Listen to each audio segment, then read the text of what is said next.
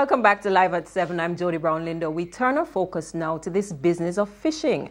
A 4-day workshop aimed at strengthening fisheries management across the region began in Jamaica yesterday. The workshop, which is part of the Fisheries 2 program, is part of a larger global project to strengthen fisheries management, improve food security, and alleviate poverty in 78 African, Caribbean, and Pacific member states.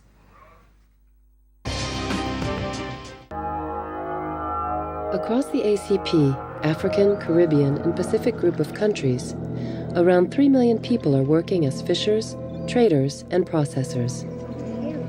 The sector faces many problems, including weak and ineffective governance, poor policies, and bad institutional structures.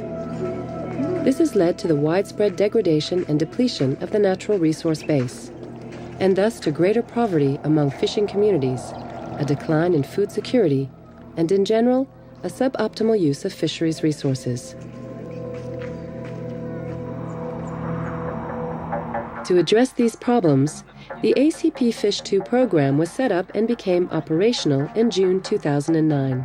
The program is built up around 5 key action areas: improved fisheries policies and management, reinforced control and enforcement capabilities, scientific research strategies and initiatives, improved regulatory structures supporting private sector investments, increased knowledge sharing and trade. As the problems do not stop at borders, just as fish do not, the program is targeted at national and regional levels. The most effective way to involve all concerned entities in fisheries development is to empower those who are affected by the actions and make them responsible to find the best solutions. Now we know the Jamaican industry has suffered some setback, and to discuss the program, we're joined by Milton Haughton, Executive Director Designate of the Caribbean Regional Fisheries Mechanism, and Mitchell Lay, Regional Coordinator for Caribbean Network of Fisherfolk. Mr. Haughton, let me jump to you first. The program, almost 2.5 years old. You've set out for yourself 5 objectives, but what have you obtained so far or met so far in terms of those objectives? Okay, you may have heard earlier that in May of this year, the ministers responsible for agriculture and fisheries from the CARICOM community agreed on a common fisheries policy. That is actually one of the specific outputs under this particular program. So we are developing this common fisheries policy to guide us in the future, to help to transform the fisheries sector so that we can realize its full potential. Break that down for us, because there are a lot of persons who are watching at this point who are saying, look man, we're running out of stock, we have poaching, we have all kinds of issues happening now. How does this common fisheries policy, how is it going to affect the livelihood of all these people? We have about 200,000, I think, in Jamaica, directly or indirectly affected or who work within the industry. Very good question, because it's not often obvious how policy initiatives determine what happens on the ground level. Right. But it is very important, particularly with the fishing industry, that we have very clear objectives, what it is that we want to achieve, and then to put in place the process, the mechanisms, the systems, the principles, the arrangements to achieve those objectives. The purpose of the Caribbean Community Common Fisheries Policy is to do exactly that. We realize that there are numerous problems and challenges facing the industry, yet the industry offers us significant opportunities and has significant potential for future development. So we have to now put in place the specific arrangements. For the first time, the Caribbean countries are coming together in a coordinated manner in order to harmonize the approaches that they use in order to fully manage and utilize. Let me bring in Mr. Lay here, because of course you are a part of the industry and you would interact with our own fisher folk here.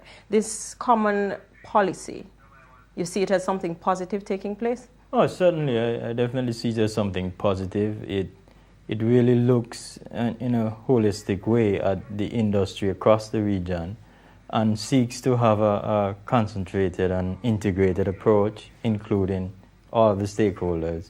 Because what we know from scientific research is that the resources are shared by and large throughout the region. And it would not be profitable for any country to try and manage on its own without being conscious of what is happening in the other country as well, and mindful. The reaction, though, from other persons who are involved in the sector, I'm talking, for instance, Jamaica. We don't have a representative here this evening, but have you had feedback on the policy? Has the industry seen the policy yet? Yes, actually, a member of the Jamaican Fishermen Cooperative Union actually represented the Caribbean Network of Fisherfolk organizations at one of the meetings that discussed the Common Fisheries Policy in its draft stage. So we have had Mr. Glaston White, and he has represented the regional network, but he is a Jamaican fisher. Mr. Haughton, how long before we see this policy move from a policy to either legislation or to full action that can benefit, something we can talk about that's happening? Well, let me say this. Already we're starting to implement some aspects of the policy, even though it is not yet finalized. Such as? The research components. We begin to, coordinate our activities in research so that we can better understand what is happening. Because you mentioned earlier that the stocks are declining. That may be so in some cases. Right. In the coastal fisheries in Jamaica, for example, is depleted. But you ought to know that in other Caribbean countries, they are managing reasonably well.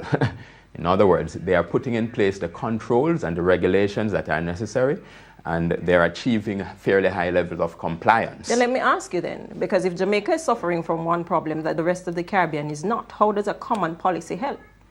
Well, we do have underlying common challenges and issues, and Jamaica can learn a lot from what has been done in Belize, for example. Also, as Mitch said, we're dealing with shared resources in many cases. The Caribbean Sea itself is a shared resources. You may have heard about the lionfish invasion. This entered the Caribbean at one particular point, and a few years later it is all over the region. Point is, we have to coordinate and harmonize our actions to be effective, to achieve maximum sustainable production from our fish stocks.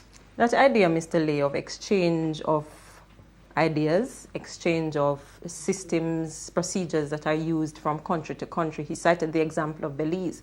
Is that something that the regional organization that you represent has taken on? Certainly. I mean, the thing is you get the information and you use it within the context of your local situation. But it's also useful to have information, particularly information of good examples that work towards sustainable use, or towards better management or governance, or perhaps towards better marketing strategies. So what is Jamaica doing wrong then? We're having this constant cry that nothing happening and nobody doing anything for the industry. You talk with our fisherfolk. Tell us what it is that we're not translating here. It's difficult for me to tell you exactly what is not translating in the Jamaican context specifically. But what I do know, and from what I've heard, is that there are some practices that are definitely not sustainable. And sometimes it is mainly due to a certain level of lack of knowledge and appreciation that your practice affects the future ability for you to sustain your livelihood. So sometimes it takes like capacity building, information sharing, and a sense of appreciation that the resources that you need to survive, you also need to be responsible, have a responsible attitude towards the use. Is that something that the project tackles as well, Mr. Yes, Haughton? the basic thing, I mean, there are a number of challenges, but the basic thing is this: fishery resources are limited. They can make sustained long-term contribution, providing they're managed properly. If they're not managed properly, they will be degraded, they will decline, they will be depleted, they will disappear. And that takes us to the issue of legislation, something that we hear has not been updated in Jamaica. Absolutely, and I know they have been working on it, and I hope, and according to the authorities, very soon there will be new fisheries legislation, and it's badly needed. The Jamaican legislation is outdated. It dates back to the mid-1970s, but a lot has happened in fisheries at the international level. New rules, new principles have been developed. Have to leave it there, and we're going to follow this program to see the kind of impact that it does have. Have there with us Mr. Haughton and Mr. Mitchell Lay, who is both of them representing the ACP2 Fisheries Project. Going to take a break for the Supreme Ventures draw. When we come back, more on Live at 7.